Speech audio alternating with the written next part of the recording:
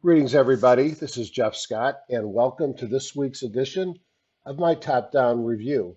It is late on the 24th, so it's likely to be the 25th before you see this. My email address for those who would like to contact me is hgsidoc@gmail.com. And I guess let's let her rip.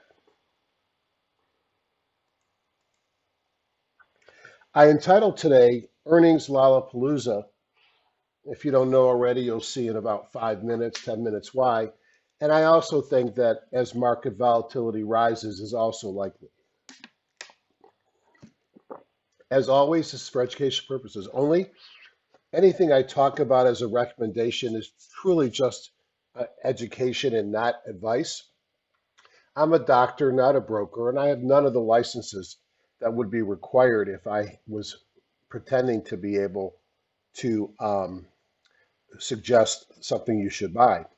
I'm independent. I pay for all the tools that I use, and trading involves risk, and you alone are solely responsible for any and all decisions you make. If I talk about options, I must remind you that the authorities consider them to be extra risky, and I refer you to the Options Industry Council for more information. I entitle the education that I do, if I'll ever do a live education again, depending on COVID, as Be Your Own Guru. These are just some of the people that I've learned from over the years, and I've created my own way of trading, and I base it upon my learnings. I own a lot of different software. If I was to end up on a desert isle, clearly I would have need my TradeStation and Thinkorswim, and then my Person package, my Dr. K package, my Q package, and probably a few others. And then for analytics, I like HGSI, especially aftermarket, supported with EdgeRater. The Q tools are both inside TradeStation, Metastock, and freestanding. EdgeRater is a great tool that's automated a lot of the things I used to do painfully in HGSI, painfully just meaning it took a lot of work and using Excel spreadsheets. And then the Dr. K tools are add-ons to TradeStation and Thinkorswim as well. From time to time, I'll bring a guest speaker on. And just to remind you, I am never paid by anyone when you buy something that I suggest or use or whom I might bring on as a guest. And any fee that they might offer to me, I ask, is passed on to you as a discount. At the end of the day, I am just an unpaid volunteer, and this is just education. The program HGSI can be obtained from www.highgrowstock.com. I point out the free 30-day trial, and then under investing strategies, you'll see hundreds of videos by me and others. Stock patterns are cyclical. I ask myself every day, where are we? Clearly, September felt like we were in a fear area. The last week felt like it was a reversal. And are we about to do a run into the end of the year? Um, are we truly just still in uncertainty and we'll have a short leg up here and then go back down? I think that's probably more likely. I think with the election coming up, who knows what's going to happen over the next 10 days or so.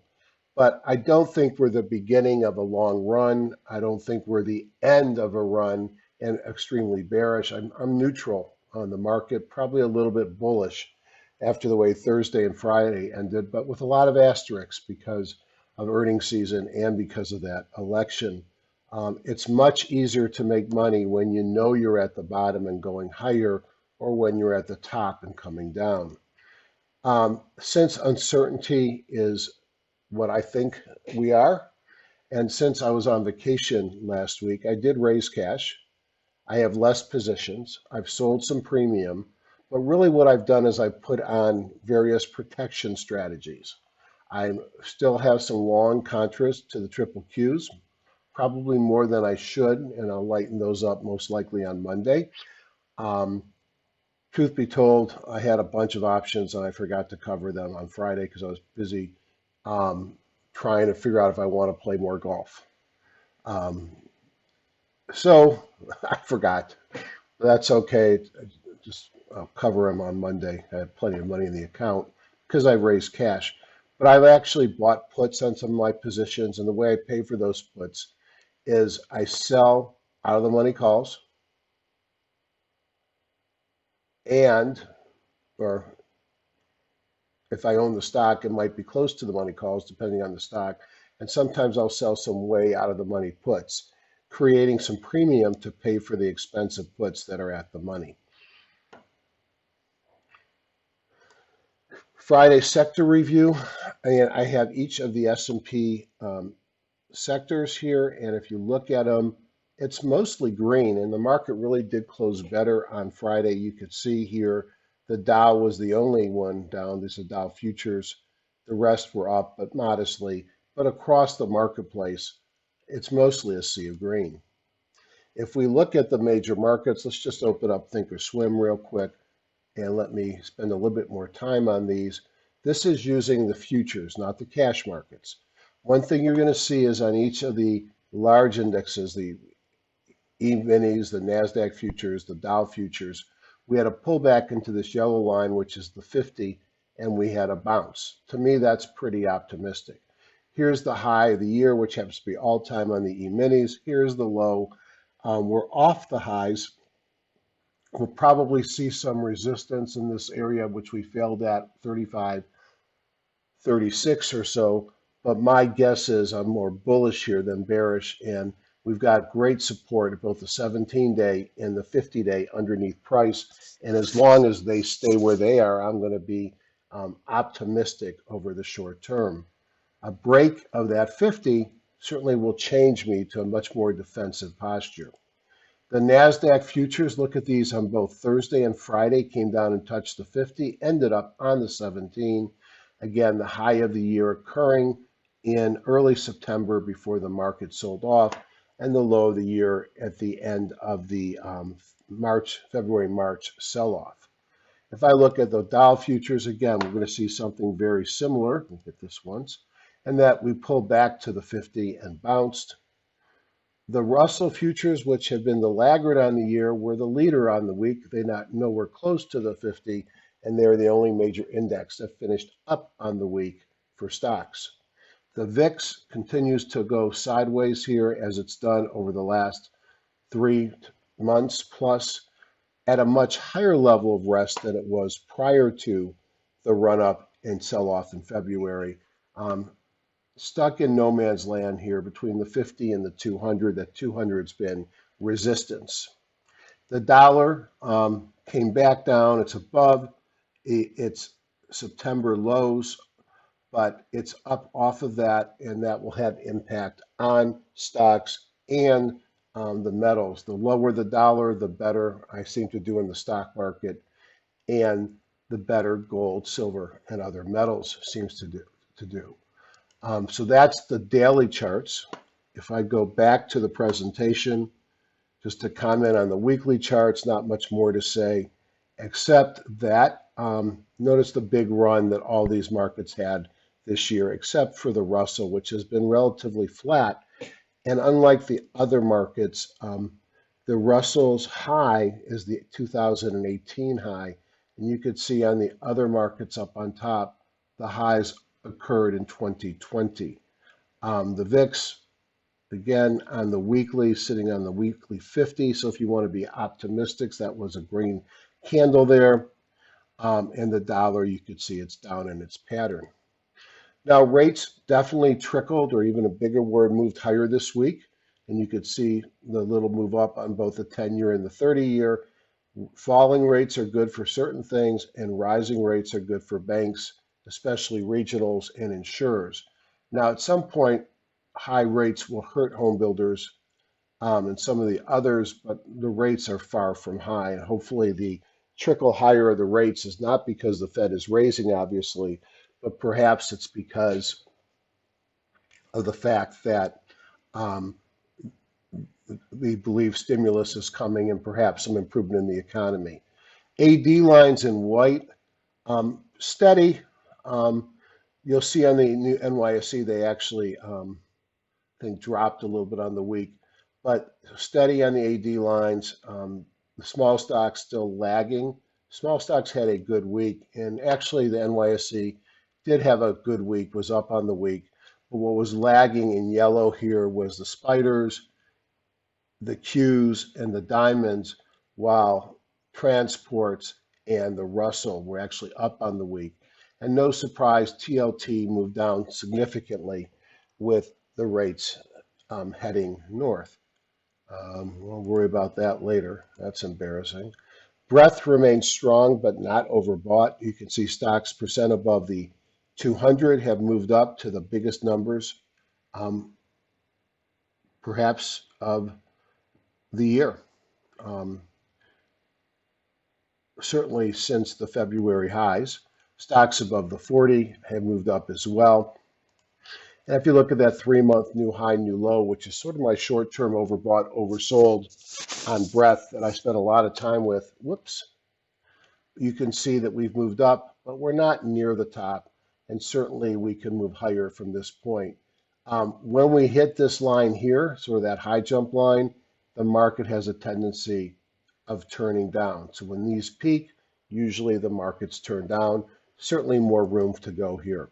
The daily McClellan and the weekly McClellan, I'm looking for extreme readings, which we don't have, divergences, which we had but have worked out right now, and then zero line rejects. And I guess the closest thing to anything would be here, where it looks like on the weekly we may have had a zero line reject. Current buckets, 72% of the stocks in the S&P 1500 are trading above the midline of their Bollinger Bands. That is bullish. And less than 10% are above the bands, which tells me it's bullish, but not to the point where it needs to go the other way. There was no evidence of a Hindenburg omen on the NASDAQ or the NYSE.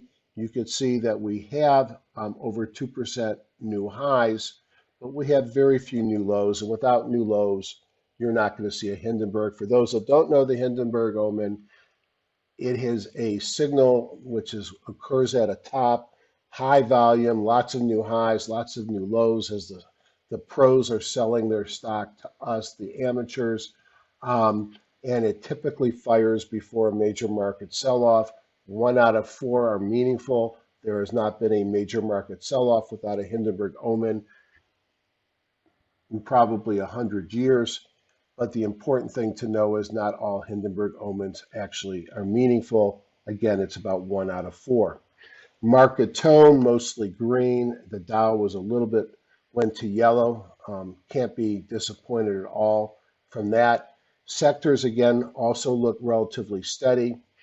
This was a surprising chart to me because I didn't make any money this week, but I didn't really lose that much, partly because I raised cash.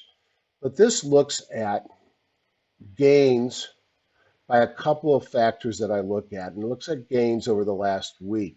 Now, I keep a spreadsheet of the database of Hgsi every Friday. So when I look at the last week's performance, it's using the actual data from October 17th from earnings, relative strength, et cetera, and looking forward what performance was. Well, the first thing you see is a upper left to lower right, which tells me as ERG, which is earnings, relative strength, and group rank, got higher, performance got lower. So I know it's a bad week for growth when that happens. When I look down here, I see the best performance were in the stocks whose EPS ranks were 1 to 10. So junk off the bottom, relative strength, best performance would be in the lower relative strength. AD lines, best performance for stocks that previously were distributing. Accumulating stocks got punished.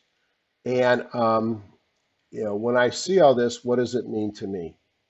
It means to me that we saw some junk off the bottom rising, some airlines, some casinos. Maybe market rotation is starting. I'm not sure I believe it. I'd like to see more information. Interestingly, the bad stocks were up over 4%, but the higher growth stocks, higher ERG stocks were actually flat to negative. Now, over on the right, obviously that's done in EdgeRater. It's so simple, you hit one button, it takes about 3 seconds. In HGSI, I do what's called the group performance analysis. I run it last night, and I looked at, based upon the various groups that I had picked last Friday. How did they do over the week? Again, this gives me a sense of how I performed and also helps me understand where the strength of the market is. So in yellow, I see that the S&P 500 was down 0.5%. From here, I know that growth did poorly, and I could see that the IBD 50 was down 2%. The weekend review from last Friday was down 1.63. The Market Smith 250, which is closer to 300 stocks now, was down 1.5%.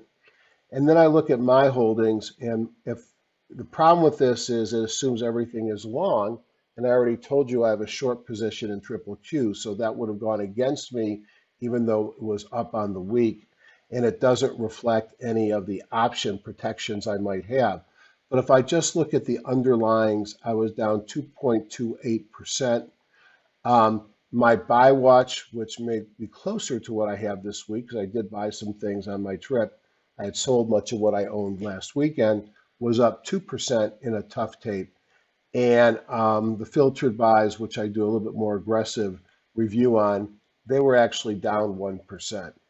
Did the best? Well, special situations, which was only one stock, is typically a high dividend um, and an ugly pattern. Potential short sales, crappy stocks were actually up 4.89%. Stocks and groups moving to the downside. Supply short-term negative earnings growth. Pullbacks without a signal. Stocks and groups moving to the downside. These are all some of the groups or stocks that were up significantly on the week. Not usually where I go fishing. Now, I use Q live in the market as I'm able real time to have this spreadsheet running, which helps me if I want to look at top-down investing, and certainly helps me understand what's going on in the market. Now, you could see one day, which was Friday, all sectors were positive. And you could see here the relative strength here, discretionary, energy, financials, real estate were leading. Now, real estate, energy, and financials have not been where the strength of the market has been over the last several months. So perhaps there is some market rotation occurring. Now, these three here match up with these once the market day ends. So I'm just going to talk about this group here. The top row are sectors advancing AD line. So the 11 sectors, how many are positive versus negative. Then of the 100 and whatever industry groups we have, how many percent are positive versus negative. And then of the S&P 1500, which is the underlying database for this, how many of these stocks are bearish versus bullish or falling versus going up. So if I look out at a month, over the last month, which would have been from the middle of September until now, or late September until now, all sectors are up, most industries are up, and most stocks are up. And you probably, like me, have seen your portfolio recover whatever losses you had in early September. If I look at the last 2 trading weeks, clearly not as strong as the last 4, where we can see red here on all of these sectors, industry groups, and frankly, over the last 10 days, 45% of the stocks have gone down. This week looks a lot like the 10-day, perhaps a little bit improved. The big difference is if you look over the last 2 days, and I'll mention later that the market, for my portfolio seemed to improve on Thursday and Friday. And you could see here as the week ended, 78 out of 100 industry groups were up, and 2/3 of stocks were up. Now, why is this important to me during the day? Because when the market opens on Monday, this will stay exactly the same, but these will turn on and be looking at Monday only. Now, when Monday ends, then this will reflect Monday, and this will be Friday and Monday. Right now, this is Thursday and Friday, this is Friday, and this is Friday. When you see the market going higher and higher, but you see the slice of red on industry sector or individual stocks getting bigger and bigger, that's a giant divergence that I can monitor during the day that gives me a sense of where the market is going.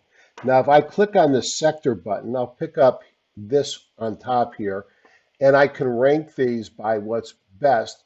And I could see on Friday, consumer discretionary, which has been strong really going back this entire year. If you look back 11 months, um, or 7 months rather, it's the highest performer over the last 7 months. If you look over the year, it's number 8 out of 11. Real estate, financials, and energy were really trash until the last month or so, and in energy's case, the last 5 days, where they've started to move up. So we're interesting to see if something has changed there or if this was a 1 week wonder. Why did you see, or did I see over the last week, that there's been rotation and some of the laggards were leading? Because real estate, big improvement, energy, big improvement, and financials continue to be strong. Now, if I wanted to do top-down investing during the day, and I wanted to do my top-down investing mostly by looking at fundamentals, I could highlight, let's say I'll highlight the top 3, and then I hit these gears, and then I open up a list of industry groups, and there's 145 overall. But I can see that in the groups that I isolated, which would be in the top 3, discretionary, financials, real estate, these are the industry groups that come to the top. So this would be the top performing, a group 145, and when there's, I guess there's 147. So almost the second or third highest performing. Now, if I wanted to go down and take everything that was above 130, I could highlight them, hit the heart, and then hit the peer analysis, and I'll pull up a sheet, and this is only a partial sheet, of all the stocks in the S&P 1500. And there's a lot of price work, but it's mostly fundamentals, not technicals. One of the incredible great things about Hgsi is I am able to search on technicals and not just fundamentals. Now, the way that Sager has set this up is if I click on these 3 stars, I will find the stocks in this group that have the best valuation over the short term and earnings per share growth. These are the ones that come up when I hit the 3 stars, and you can see there's a lot of blue here. This means it's undervalued. So I noticed here that several of these are home building. So I decided to take one of the home builders, and we'll take the first one here, which this is Tri Pointe Homes. And I went into the Vital tool. I put TRI Point Home Group here in the root stock, and then it gives me information about the company, the price, the volume, market cap, 1-day price change, 2.5, so on and so forth. For the industry group, there were 20 winners and 1 loser on Friday. Over 10 days, they were down. So this is a clear turnaround over the last couple of days. So that warns me right away that the technicals might be ugly on these, and they were. It tells me that the valuation on Tri Pointe, 100 means the most undervalued stock in the universe, also undervalued as a secondary valuation. It's a good candidate for a short squeeze, and it's got modest earnings quality.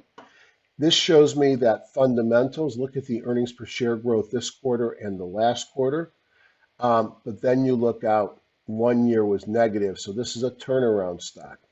Now here, the pie tells me that almost all these stocks were up on Friday. And if I click the peer analysis, I'll get a list of these stocks here. There were 21. And again, if I click this, I will bring up the top performers, and they're listed here. And you can see they all have attractive valuations. They've all had revenue growth.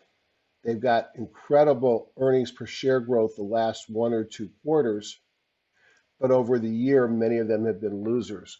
Now, when I looked at these technically, none of them look to me at good buy points. And I'm a more of a technically driven top-down analyst, but fundamentally, I have to put these on the list and wait to see if the charts give me a signal. Speaking of technicals and charts, here are the canaries. And someday I'll change the chart that says price line. I know it's called bookings. That reflected in the chart. We're kind of in chop land here going sideways, but notice just like the major indexes, we tested 3 times here on the 50-day moving average. We call that free parking. It's a great place to rest, and all great leaders will rest at free parking, and this would be a great place to start another move up. A break below free parking would be clearly worrisome and have me concerned about the market. Know your news and earnings. So let's quick look on Friday. New home sales, on Monday, on Tuesday, some durable goods, capital goods, Case-Shiller home prices, consumer confidence, trade deficit on Wednesday, Thursday. Probably the big things of the week are the jobless claims. And then on Friday, we've got some income and spending, core inflation, employment costs, and consumer sentiment. Probably the only thing that'll be a big mover here will be the jobless claims. The others are more supportive. Here's the reference if you want to look at your own calendars, whether you look at Econoday, Market Watch, or other sources, they put these out for free. If you'd like to see this chart, I get this on my Twitter feed from Earnings Whispers. Just make sure you search for them. You could also go to their website and they put this out free, as well as some of the analysis. As I say here, it's a judgment call to hold stocks over earnings dates. It's bad judgment to not know when your stock's earnings date is scheduled. Take a look at this week. I can just show you stocks that either I have positions in or on my buy watch list that I will not probably make a trade prior to earnings, like Google or Alphabet, but I own some Chegg. I'll have to decide during the day on Monday what to do. I'm looking at JetBlue. There's no reason to buy it before earnings. Same thing with ZU. I do own Enphase, so I may have to look at whether I hold it, protect it with options, sell call against it as protection, which is only protects you the amount of premium you collect. Microsoft. On Wednesday, the big ones, I have Dynatrace, which I've got a lot of profits in, so I'll probably hold it. I also have Hgsi, and not so sure what I'm going to do with my Hgsi. I'm in and out of Shopify. I have to look at my account. I think I'm out of it now. But these 3 I am in: Apple, Amazon, and Facebook, and I already put strategies on each of those 3. At this point of the year, and with my return to date that I'll talk about in a second, I'd be okay if I ended the year where I'm at. I'm building a house with the profits that I made this year in the mountains of Santa Fe, and I don't want to lose the money that's going to pay for my house. So I'm going to be relatively cautious. Thoughts about the market: the S&P was down 0.5%, mostly because of big weighted information technology stuff. That hurt me in the beginning of the week. NASDAQ was down 1.1, the Dow was down 1, and the Russell was actually up on the week of 0.4%. Market was whipsawed by news: the election, the debate, positive news for the vaccine. That the first one may not impact until Monday, with restarting of both the J&J and AstraZeneca programs. Moderna and Pfizer both said they could have something out in November, December. The on-again, off-again stimulus talk, as Trump seems to want a deal to help his election, but we're getting late for that. And the Senate Republicans, who promised their constituency to reduce spending, they don't want to see a deal, so I don't know how a deal will get done. But if Pelosi's happy, the market goes up, and when Pelosi is not happy, the market goes down. And then the Supreme Court of the U.S. nominee will be voted on Tuesday, and I'm sure that'll cause some dissension in the press.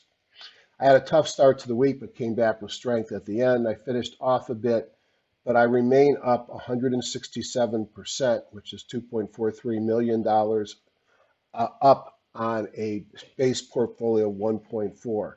So I've gone from, my portfolio should have 3.7 million, but you remember I heard me say that I'm buying a house. I've taken a lot of money out to pay for down payments, etc. NASDAQ is up 28.7. So any year where I'm up, 6 times the NASDAQ, I'm pretty happy.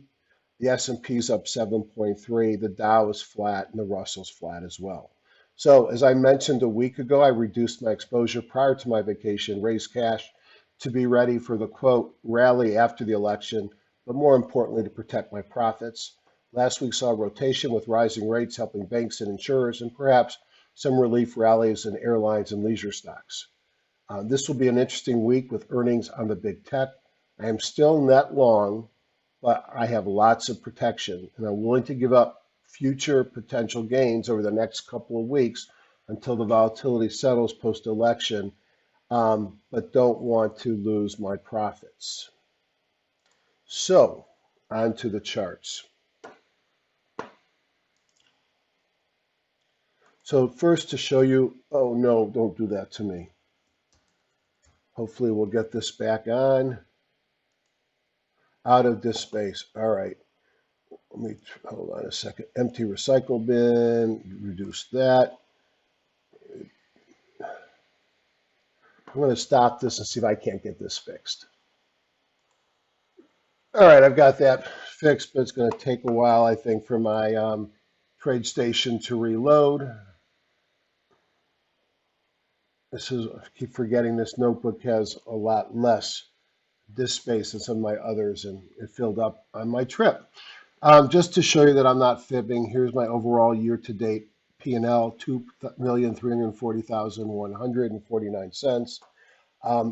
My buying power took a dip because I ended up buying 6,000 shares at $140 a share. If I do the math or shorting that, and that's eating up most of my buying power. That was $840,000 of margin eat. And they don't treat the ultra ETFs gently when it comes to margin requirements because of the risk. See if this is back. If not, we'll go right to Hgsi. All right. So I had an issue with my mic, so I'm going to leave that open for now. If I go into Hgsi, the first thing that I do as part of my nightly and weekend review is to go here and open up market analysis user groups. Click on Major Markets Plus. I have 28 groups. You probably have less. I've added the IBD 50, FFTY, the Innovator IBD Breakouts, BOUT, and the Microsectors FANG ETN, FNGS. I hit my warehouse view, and there's my 28. And I'm going to go with a top-down view, which is going to rank them on price and volume, with most of the value being what happened the last day. I can see small caps, transports, NYSE 2000, the mid caps, and the NASDAQ up top, and that's why I had a really good day on Friday. What was on the bottom? Oil, gas, gold, semis, volatility. What I thought was interesting is not only are the big NASDAQ stocks lagging this week, biotech and semi among them, but to still have the NASDAQ up top. Now, the only way that that's happening is that we're rotating into some other industry groups. Next thing I like to do is hit F7, and you can see I've got 175 groups. If I hit the warehouse view, and notice how it automatically changed to what I'm looking at, I have my 175 groups. Now, I like to rank these typically with two-day force, and I could see I've got 71 groups with momentum to the upside. I have only 2 to momentum to the downside. Specialty pharma. Notice that all the groups performed, all the stocks are worse than the index, so I probably would not even bother looking at them, or ranked less than the index. But you could see, just an example, this is one, just big sell-offs in this group on Friday. You can see these big red bars down. Biotech held up better, but specialty pharma took a hit. Within the specialty pharma group are some of the marijuana stocks.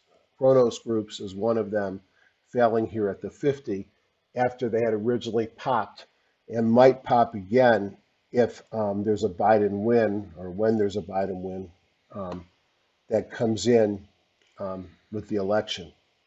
Now I want to go back to the industry groups because I wanted to look at them very quickly. So here's those 28 groups and top down. And let's start by looking at the S&P 500 and let me just give you my thoughts on the market here. My thought is, here's the cash market.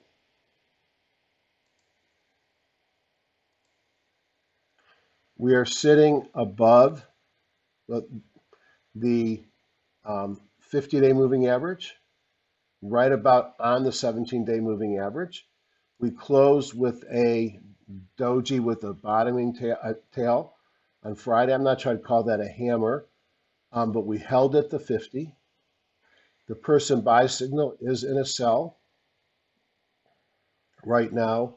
We did have a Eureka, but this is going back a couple of weeks ago here. The weekly bond goes green, which is a long-term buy-sell signal is buy, and we're off the high jump, so we're not overly extended. If I look at the weekly, you could see how the open traded down and closed back at the open, giving it more of a hammer on the weekly. So if I look at this and I have to be bullish or bearish, I would say I'm bullish. Let me just show you what I think about targets here. So that would be the all-time high. I probably should have done this in another color, so let me do it again. Here's your all-time closing high. All right, clearly, I would expect the market to have some resistance there. Here is a reversal day that might also be an area of trouble. One could potentially draw some trend lines in here and have I maybe defined what I'm hoping will be the bottom. I'm concerned about getting above this peak here and this peak there. So if I had to give you my 3-road scenario for this week, the high road is we break out. I don't expect that to happen. What I expect perhaps to happen is more likely we could run up,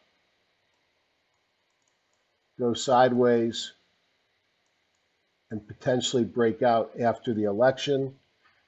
Clearly, depending on how the market reads the Biden win, I don't think we go straight down here as one of the options.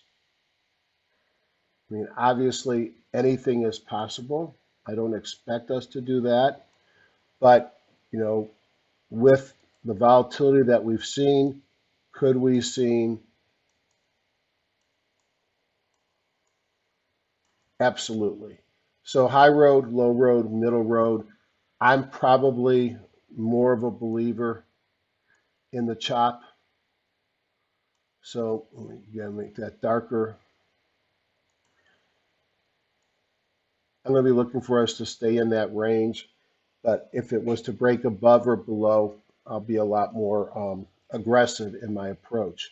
Now, this is a week I'm going to worry more about individual stocks than the market. If I look at the Dow Jones Industrial, it's going to look exactly the same. So I'm just going to go through it very quickly. Peak here, above the moving averages. If I look at the Russell 2000, it looks different than the others. And you could see it never came down and tested the 50. It held at the 17. This is more bullish looking. It too is in a person's sell signal, probably close to changing. And if I look at the NASDAQ composite, I see a similar pattern as the S&P and the Dow. If I look at FANG stocks, just as I showed you, so we're going sideways here on the 17. They did not pull back to the 50, but the FANGs will be of different components that are in my canaries. The 50 probably looks a lot like your portfolio pulled back over the last couple of days. down to the 50, which would be the normal bounce point, and a bounce occurred on Friday. We'll see if that continues. And the breakout opportunities never really came back. Different group of stocks. Um, I like to look at the dollar here all the time, and the dollar here is low. It's below its moving averages. Um, the VIX, as I said, has been basing at a higher level than it was a year ago or before the February move. But it's really trapped by this 200-day moving average, which is good if you're bullish. And with the dollar dropping, you might expect some gold strength, but gold is just going sideways, as is silver, as is the miners. So when I look at this, I'm bullish only because of the support under the major market indexes and because of how they finished the week. I'm not bullish like we've had a big sell-off and the market can only go up. I think there's a lot of risk in this market. Very quickly, nope, still not loaded up, so I'm not going to come back here yet. All right. Now you're asking, why isn't this loading? It's not loading because I've got Sagar Sonar here with about 800 stocks, and I've got a lot of different things that have to load first. All right, back to the industry groups at F7, hit the warehouse view, and let's look at the 2-day up, which was 71. A more intermediate term, 5-day up is 60, 5-day down is 27. So we're bullish on the short term and bullish on the intermediate as far as this indicator goes. I rank these by raw combo. I highlight and I go down the top 10 very quickly and look at the different stocks. Let me change this to NYC Clean. All right. So if I right click on Internet Media and then left click on Change to Index Group, the different stocks in this group come to pop. Snap, great earnings and great user numbers. Big pop up. It's hard for me to chase it here. You can see it's at its high jump. If you own it, God bless you. You're a happy people. It's hard for me to play something that gapped from 28 to 35, which was about 20%. And it continues to run. It probably goes higher. I'm more defensive now. And, maybe I could have looked at it down here with the volume coming in, but probably not. I missed it. I haven't missed Facebook, and Facebook looks like it's getting set to go again. Again, I point out earnings are the 29th. It has good income or good earnings, but not much earnings per share growth. It gets judged by a lot of things to do with advertisings and others beyond earnings. It had a new buy signal, a pocket pivot yesterday. On Wednesday, it had pocket pivot and a kahuna and a mobile breakout from a squeeze. I think Facebook with good earnings can run, and I'm long Facebook. Google, I'd like to get in. I looked at it last week, but I wasn't buying things on Monday because I was on vacation. Probably has not gone too much. It too has earnings on the 29th, and therefore I'll be a little cautious. Twitter, I guess I should call it Alphabet. It's hard to change. Twitter ran up on the snap. It's all-time highs on Twitter at the high jump. Again, if you don't own it, it's tough to chase this, especially with earnings on the 29th. And I don't usually go below. I did like Baidu. Baidu has been basing for a while. You can almost call this a cup, a handle, and a breakout. Let's see if we actually get a breakout. We don't really have one yet. Mobile breakout from a squeeze, but I'm watching it. Makes money, but no growth in earnings. Right click, left click back. Airlines. United doesn't look bad. If you look at the chart, it's been trending up over the last 5 months. It's had a bunch of pocket pivots, a bunch of kahunas, mobile breakout from a squeeze. Now, my usual way of looking at these is the assumption it's going to fail at the 200-day moving average. and I usually wait till they break above it and retest to buy it. Obviously, that would be late here. Um, Somebody's buying it. Look at the demand here. The fundies suck. I guess there's expectations that we're going to bail them out. I'd rather just give the money maybe to the unions because the shareholders could they could sell stock to help the company. But I'm all for helping the employees. But a bailout is potential, and that could help the price. Delta, probably the best of the bunch here, is broken above the 200 on both the daily and make this a weekly here. I got the wrong chart up, my bad. You can see the weekly here looks good as well. Delta looks interesting at this level. I would not let it get much below this bundle of moving averages. Southwest, even better, has broken up, tested, and moved higher. I'm not a Spirit fan. And I love flying JetBlue Mint. I flew them to San Francisco, and look what they did on Thursday. A new buy signal, mobile breakout from a squeeze, pocket pivot and Kahuna. They came to a deal with their unions.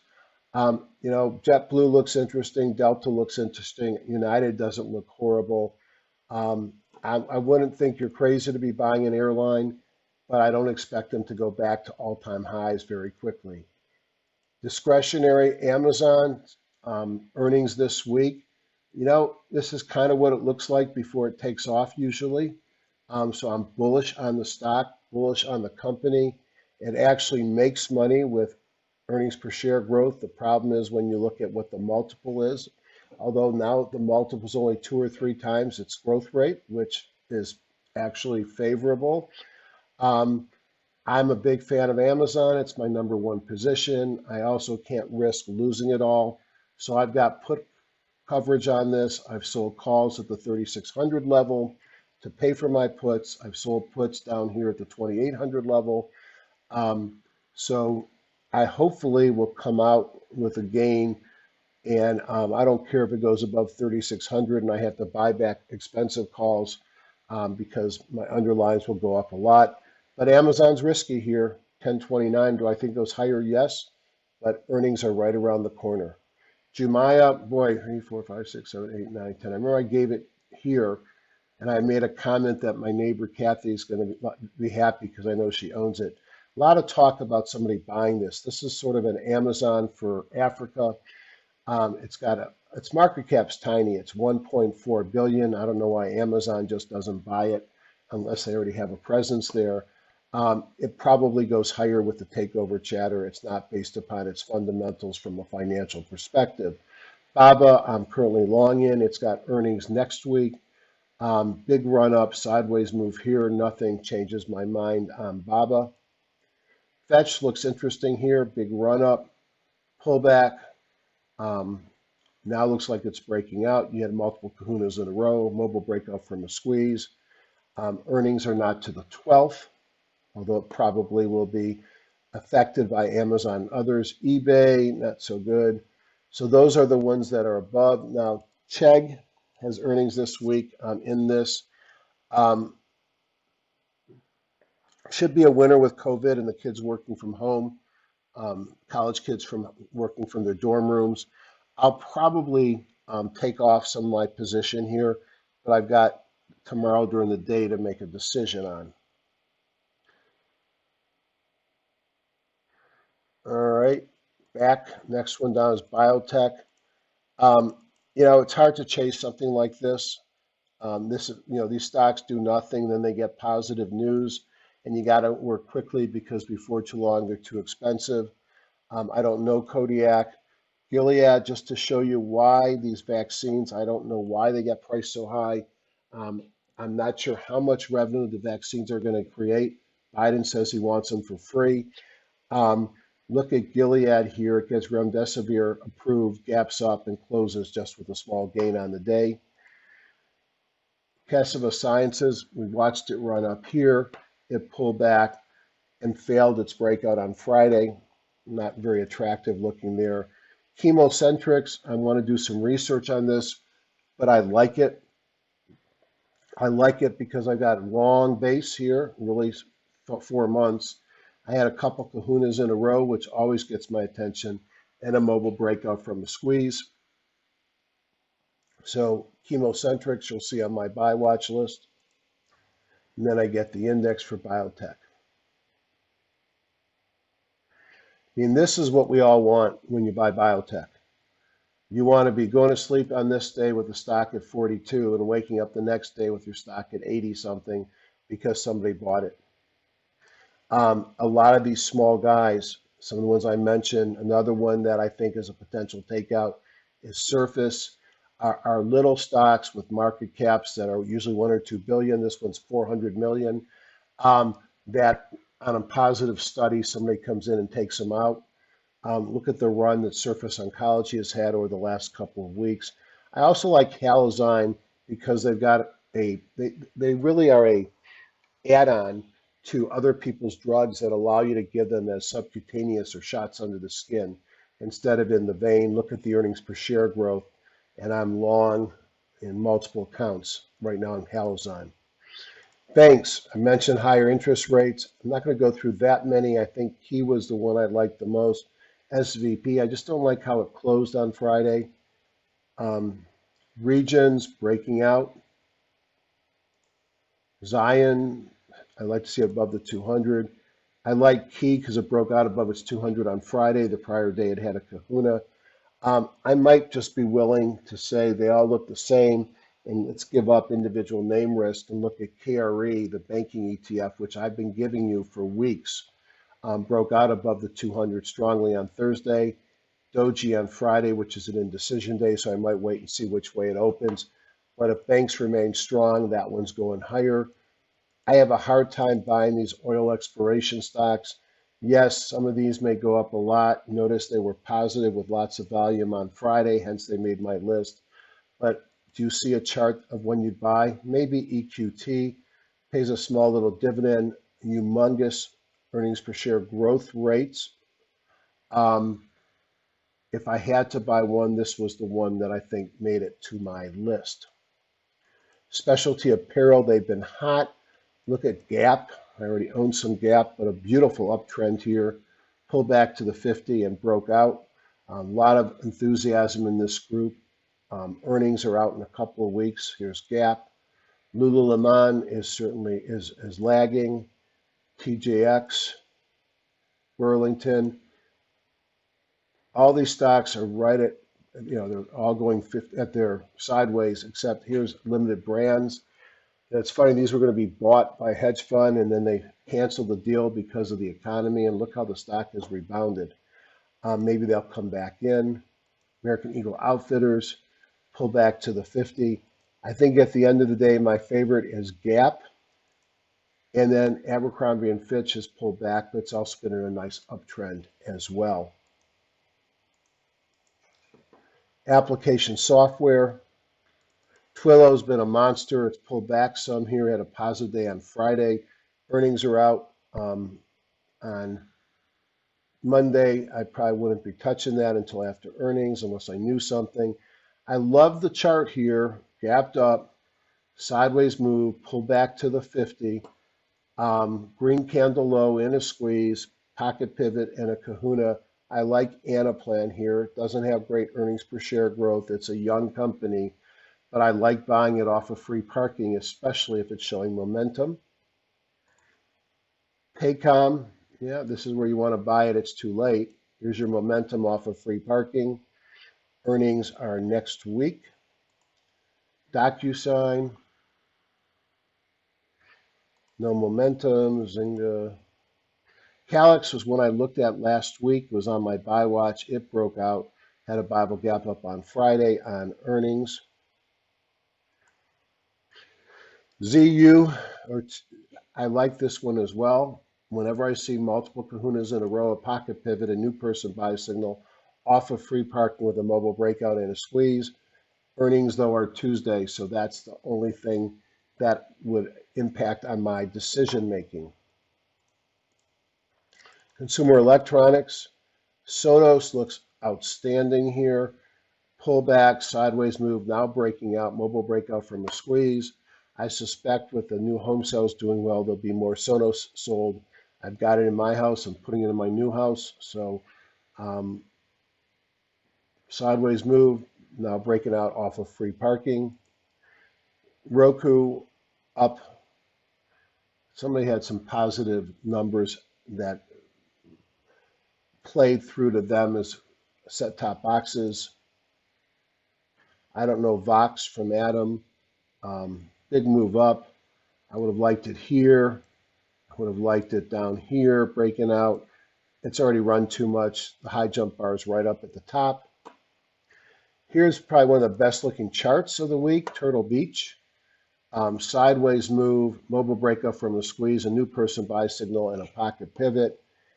Earnings, though, are out in 10 days, but this looks interesting here. Why Turtle Beach? Because we're all at home on our computers. They make mics, they make headsets, they make gaming cards, things that are selling like hot potatoes in a Zoom economy. And lastly, REITs. Well, you have to know what kind of REIT you have. Simon Property, and what I always do on this one here, I'll open up this and I'll leave it with a description. Shopping centers, entertainment centers. Do I want to buy that? Nope, neither does anybody else. But now are the bargain hunters going to come in if we think that the COVID will be under control? And are the buying hunters coming in, they looking for some really cheap discounts? It pays a 10.2% dividend. Site centers. Oops, make sure I have to double click this. I did that wrong. Okay. The next one down is Well Tower. Housing, senior housing, medical facilities. Sideways move, but a much stronger underlying customer base, about to break above the 200, pays 5.3%.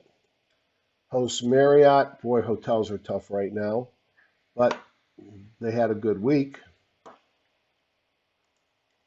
Extra space storage, what happens when I downsize and I want to put my stuff in storage? These are the ones, there's 3 or 4 companies publicly traded that sell those garage spaces. They've been on a big move. We've watched them for some time. They pay a nice dividend, and they've got great earnings per share growth. They probably do better as the economy suffers because people downsize and need a place to put their stuff. EPR, big dividend, 10.2%. Do you really believe we're going to be going out to more mega box theaters, entertainment retail centers, and destination recreation and specialty properties? I don't, but looking at this, somebody did last week. It's all part of that junk off the bottom.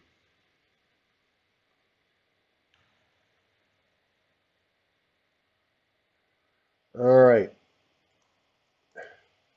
So I could go through everything, but you'll get tired of me and I'm tired. Like, look at cruises. Really? You really want to go out and do you even want to go on a Royal Caribbean cruise right here now? Now, let me tell you about Thursday. Well, first of all, I stayed at the St. Regis in San Francisco, which is a 5-star hotel with no services. The restaurant closed. They had room service, but boy, everything else, the spa, the pool, closed. Have to wear a mask wherever you go, of course. I stayed at a place called Rosewood Hotel into the Anastasi in Santa Fe, another 5-star property. The restaurant was closed. Then they opened it while we were there. Outdoor seating only, no services. I flew on JetBlue Mint. I wore a mask and a shield because I didn't want to bring COVID to my kid who I hadn't seen since he got married last December, who now moved to San Francisco from Taiwan with his wife. We went out to dinner. Thank God it didn't rain because you can't go inside to eat dinner. In Santa Fe, most of the restaurants were closed. Oh, by the way, as I walk through San Francisco, all you see are boarded up buildings and businesses that have gone out of business. Do we really think that it's time to buy cruise lines? It might be. Again, look at the strong week. This is the junk off the bottom that I showed you with that upper left to lower right curve.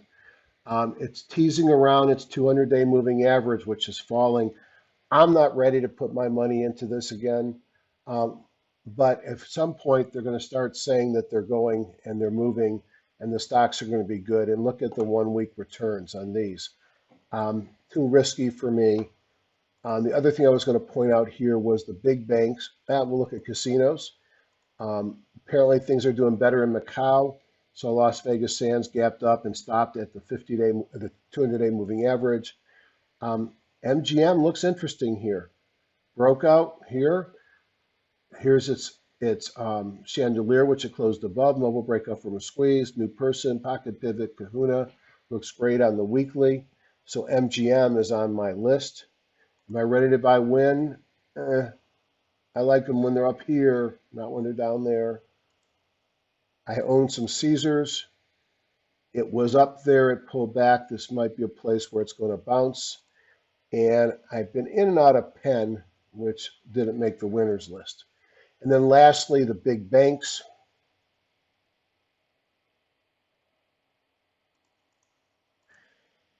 I mean, is it a good time to buy JP Morgan? It just broke above the 200. How often you get a chance to buy JP Morgan at the 200-day moving average?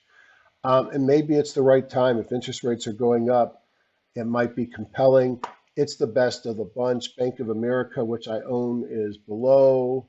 Wells Fargo, Citi don't look as good. HSBC actually looks pretty good, broke above its 50 with a person buy in a squeeze, pocket pivot in Kahuna, if you want to buy this bottom fisher. I just have a hard time buying falling knives, and just because they bounced 1 week doesn't mean it's all over, but it might be. All right, let me go see my trade stations done. Just for completeness sake, I always look at this every day, multiple times a day. E-minis right here are in a sell signal. They're blue, which means I could be holding long or short. The high jump has come down. It's still in a long-term buy signal with the bongo, weekly bongo being green. It's in buy signals monthly and weekly, weekly and monthly. You know, is it ready to bounce? I think if it moves above this magenta line, you'll get a buy signal this week. So the S&P looks like it's on the verge of a new buy signal. That would be awesome, but on the verge doesn't mean it's there yet. The Dow futures, again, your blue here, your buys on weekly and monthly, 34% on the high jump. This is green. Looks to me like it could be at a nice place to reverse. The Russell already reversed and had a buy signal come in on Friday, as well as an Oligera RSI signal. And then lastly, the NASDAQ futures, still red. So these are probably the most worrisome of them all. But my guess is it's getting close to where it's going to bounce.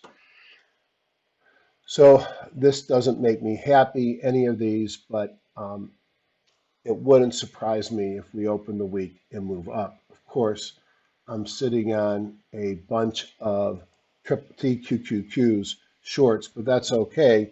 It's to balance my longs. So I will cover them very quickly. I usually end by sharing with you my buy watch list. And let me just remind you, it's exactly that. It's a watch list. These are the stocks that if the market is supportive, that I might be looking at this week. These are not all growth stocks, and they're not all great chart patterns. Like, for example, I'm looking at potential some yield. So I found these mortgage finance stocks, 3 of them. Arbor Realty, sideways galore, mobile breakout from a squeeze, have to get above its chandelier stop, person buy signal in a Kahuna, it pays a 10.2% dividend. Chimera Investment Corp, same story, mobile breakout from a squeeze, 2 Kahunas in a row, it pays an 18% dividend. Okay. Very sideways stock. And then we have Ladder Capital, sideways move, new buy signal, Kahuna, mobile breakout from a squeeze, and pays a 15% dividend. A lot of these I've shown you already. Let me see if any of them look really good that I want to point out. I pointed out ZU and Anaplan. I'm not saying to go buy apps, but you've got a stock that is pulled back almost to free parking. And what I would love to see would be for it to give me a green box right there on Monday and then do that.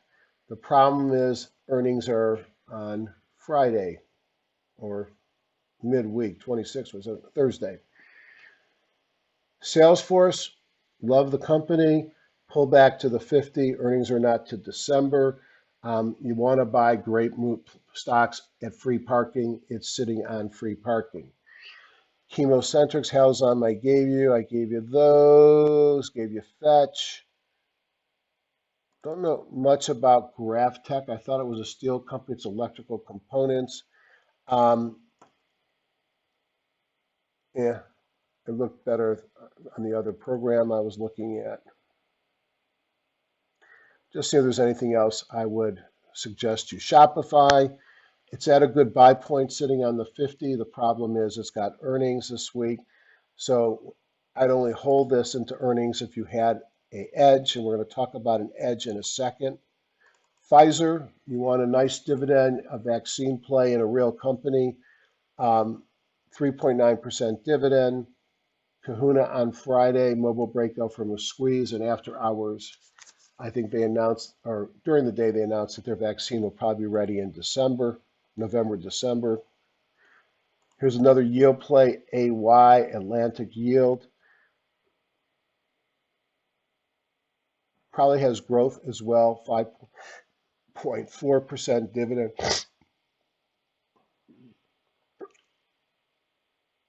And this is just a ETF. Some of these fintech stocks, which have been beaten down, are starting to move, as is the ETF here. I don't know if it's a 1X, 2X, 3X. Let's see what it tells me.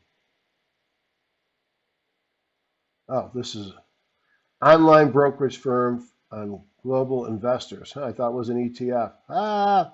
Well, you have a kahuna and a mobile breakout from a squeeze and about to take out its 50-day moving average. Beware, it's a Chinese company. All right, so what am I going to do to figure out if I have an edge when it comes to earnings? There's a couple of things that I can do. One thing I can do is I can go into Thinkorswim on the Market Watch. I can pull up my stocks that I have positions in my various accounts. Again, this is just the underlying. Some may be short, some may be longs, and some may be covered. And I can look at 20-day performance. So I know Chegg is coming out. I have no edge on Chegg according to Dr. K's tools. And Chegg is near its all-time highs. I don't see anything negative about Chegg at all, especially when a tough week in the market. It had a good week. I'll have to look at my position and decide what to do with earnings. So one thing I might look at is in Market Watch, looking at seasonal moves. Do any of these have good seasonals? Well, NVIDIA has earnings this week or next week maybe. And I have a long position in NVIDIA. This is a prediction of the earnings. You put it on to where we are. This is what it thinks it will do in price with earnings. NVIDIA, if you look at it,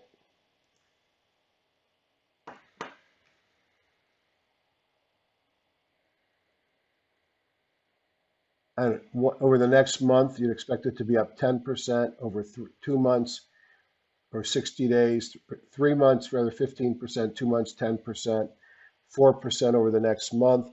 So NVIDIA has positive seasonality.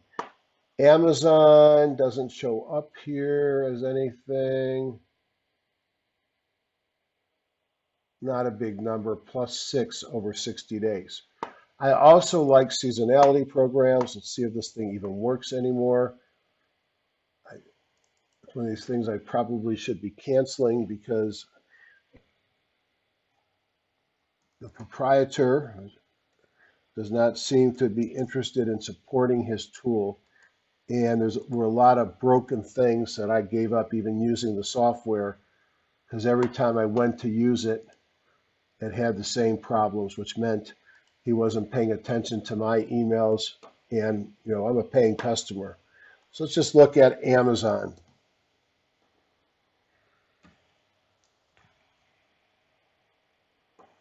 And let me change the style. All right.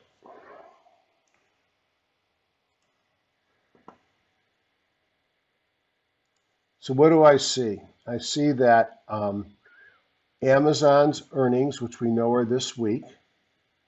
I'm going to change this to earnings. Okay, it's based on quarterly earnings. And October 20, well, it's not the 24th because that would have been during the week. So here is a linear regression of where Amazon is going. It's at the bottom of its channel. As I said before, it looked to me like it wanted to go up. It's in a period of time that's green. So let's look at what that is. Let's bring over data. So this tells me if I buy on October 14th and sell on November 30th, it's up 8 out of 10 years with a 10.9% winning return on the winning years and flat on the losing years. So I could actually look at, here's 2019, the white line didn't do much. 2018 didn't, went up over the period of time. And I guess it went up in 2019. No, 2019's flat. 18 was a good one. 17 was not so good. 16 kind of flat over that period of time. 15, wow, that was super strong. I'm measuring from here to the end of that. 2015 was great during this time of year. 2014 was all over the place. 2013 was super strong. Let's see, 2012. There it is. Also super strong. So there's a lot of variation. It's positive seasonality. I'm still want to protect myself, but you can see how Amazon is there. What about Apple?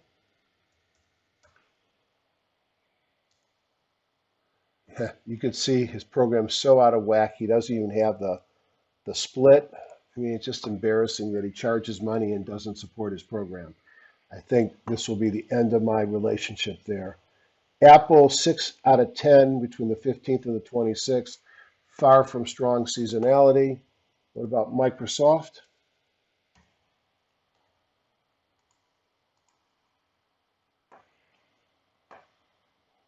October 4th to December 10th, it's up 9 out of 10 years, average 8.8%. To me, this is interesting information that will help support what I do. What about Chegg?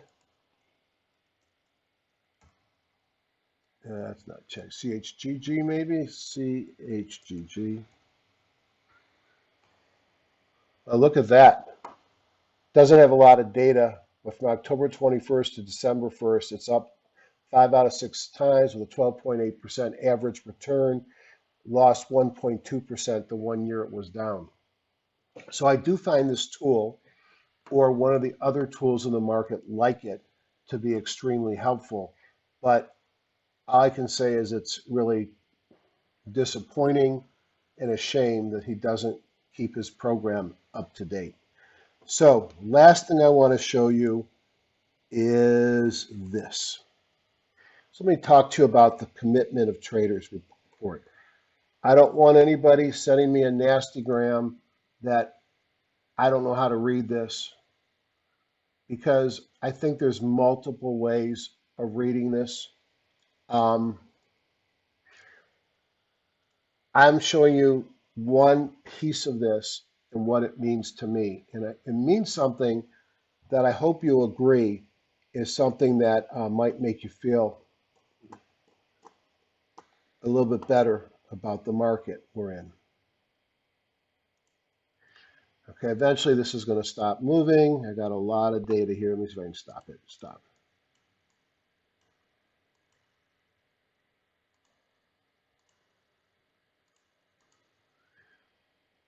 Stop. Of course, it stops when I don't want it to stop. All right, this is going to be good. This is it's called the Commitment of Traders Report. It's part of a lot of data feeds. It's also free on John Person's website. And what it's showing me is three different readings here. Yellow are the small specs. That's us, folks. The non-sophisticated, the dumb money. The blue are the hedge funds, the professional speculators that we compete against. The red are the hedgers. What would a hedger be? A hedger might be a bank that sold a position and is protecting themselves with a hedge. Let's say you're a hog farmer and your hogs are not going to be ready for the market for 3 more months, but the price of hogs is the highest it's been in 30 years. You might buy a put option that will give you the right, but not the obligation to sell your hogs at the current price. So even if the market drops, you get to lock in the current price. But if it goes higher, you could sell it at a higher price. So you would be hedging the price of the underlying. So we're going to ignore that red line because we're not hedgers. Here's 2007, 2008, and 2009. Notice as the market was falling in 2007, 8, and 9, who were buying? We were. What happened at the market bottom? Well, we shifted to sellers, and the professionals came in and took our money again. Smart money, dumb money. If I look at where we are today, and I look at the NASDAQ and the E-minis, I noticed an interesting finding when I looked at it today. If the smart money was so afraid, oh, come on.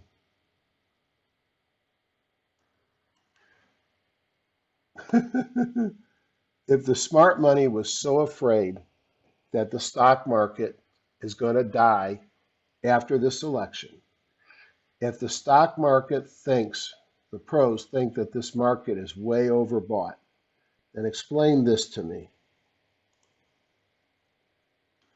Why did the professionals who were still short the market as it started recovering earlier this year, why on the S&P 500 over the last 5 weeks or so? Oh my God. I have so much data here, my whole machines. Why over the last several weeks did the professionals go to net long? And if I look at the NASDAQ futures, trust me, it's the same in 2009. Why has the negativity of the professionals turned to slightly positive if the market's going to roll over? Now, this data comes out on Thursday night, I believe, and it's through Tuesday of that week. So the data is already a week old, but the pattern's clear to me. Professionals are coming back into the market, especially in the S&P 500.